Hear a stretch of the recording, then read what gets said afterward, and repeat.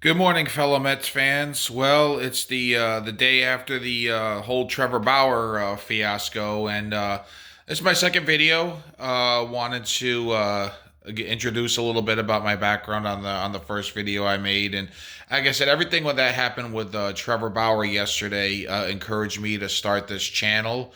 It encouraged me to become more vocal. Instead of using my Facebook page to talk about sports, I decided to solely talk about sports on this new channel. But yeah, getting into the day after the Trevor Bauer fiasco that was, because that's really the best way to describe it. Reading up on some opinions on this. Obviously, he played the Mets. We got to talk about that a little bit more. And I was watching Carton and Roberts, a news feed, and Evan Roberts was absolutely furious. I mean, could you blame him?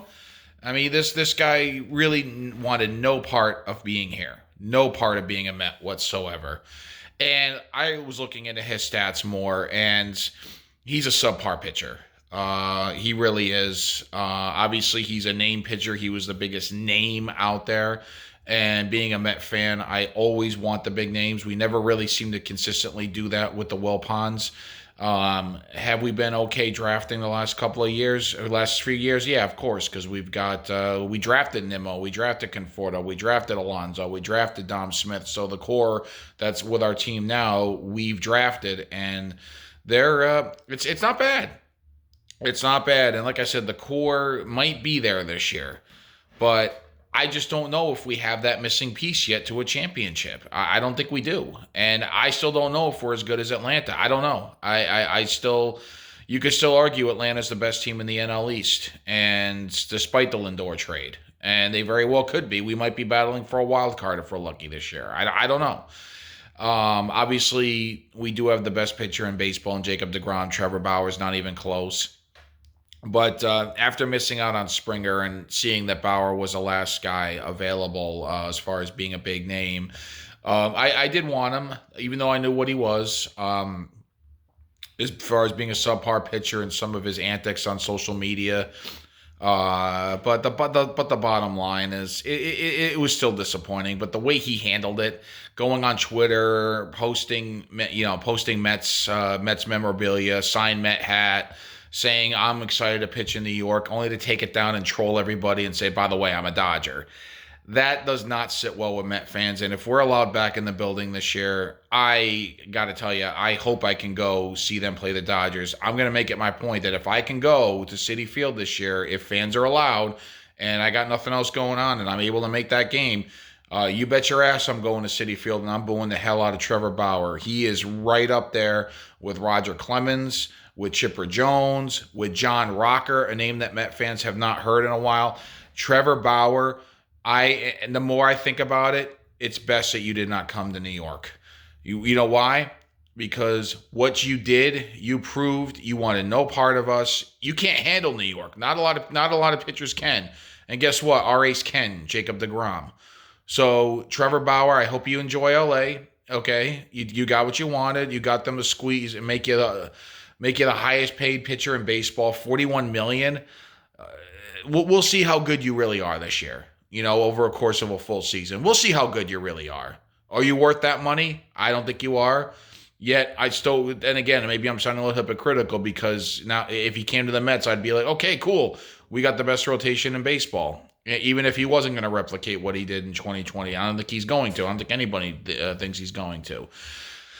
But the bottom line is, it still feels disappointing that we haven't been able to sign a big free agent. And until the skepticism is there, until they can officially lock Lindor up long term, until they can officially lock Conforto up long term. And spring training's right around the corner, and there's still holes on this team. We still could use another arm. We still could use another bullpen arm. We still could use a reliable third baseman. J.D. Davis is a good bat, but his defense is subpar. Maybe he's better off as a bat off the bench. Center field, I like Nimmo, but maybe if there's a DH in the National League, they can slide Nimmo over to left and make and get like a Jackie Bradley Jr. or somebody like that. But there's still some holes on this team. I'd like to see them get fixed. This team's not complete, and we're so close to pitchers and catchers reporting. And like I said, hopefully COVID situation at some point this season, the fans are allowed in the stands. This was the last summer was the first time in 22 years I did not make it to a Met game. And I hope that trend doesn't continue this summer. We'll just have to wait and see how the situation plays out. But bottom line is, can the Mets be good in 2021? Absolutely. Do they have a decent team on paper? They do. They do. But I just don't think we're a championship team right now. And it just, and there might be some character concerns too, some image concerns about the whole GameStop stock situation with Cohen, about the Jared Porter situation, about Mickey Callaway now. I admit I'm a little bit concerned about the image of the organization, and I thought we were past it when the Wilpon sold, but maybe we're not. But I'm just talking about the team itself right now for 2021. They've got a chance to be good. I hope they'll be good. And there's some good core pieces here, but again, I can't help but feeling a little bit skeptical since I am a Met fan. I think we all feel that way. And I still don't know if we're as good as Atlanta. We're definitely not as good as the Dodgers. The Dodgers were the favorites even without Trevor Bauer. So maybe they're just like, screw it. Why not? He's a luxury. We don't mind paying him that. And, but he's their number 3. So anyways, 2 weeks of spring training. Hopefully we can make some moves to shore up the roster because it's definitely not complete yet. But anyways, to the people who decide to watch this channel, again, I'm very new here. Please give me some feedback if there's ways that I can make it better. If what I'm saying is engaging, I'll try to make these videos as entertaining as possible, even if you watch and you don't care about the Mets or the Jets and I might even mention a little bit Knicks and Rangers as well, because those are my teams as well, even though my channel is Nicky Mets, Nicky Jets. I will primarily talk Mets, Jets, but I'll throw in some Rangers and Knicks every now and then as well as some other topics that I decide to bring up. So it's mainly sports, primarily Mets and Jets, but like I said, there'll be some other topics thrown in those comment as well, but I'm going to end it as whoever watches these videos, again, because I'm new, I'll reiterate, give me some feedback on ways I can make it better, or let me know how I'm doing, if I'm projecting well, if what I'm saying makes sense, or if you disagree with me, that's fine.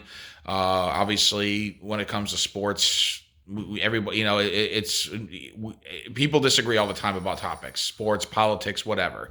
But I'm not talking politics. That's one thing I will never talk about on this channel. I will never bring up politics. Don't care to, don't want to. We got enough of that going on.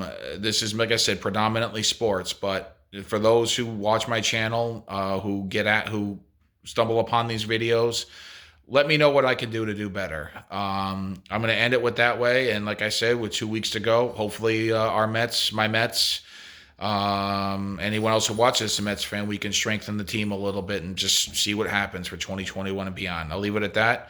Have a good weekend, everybody.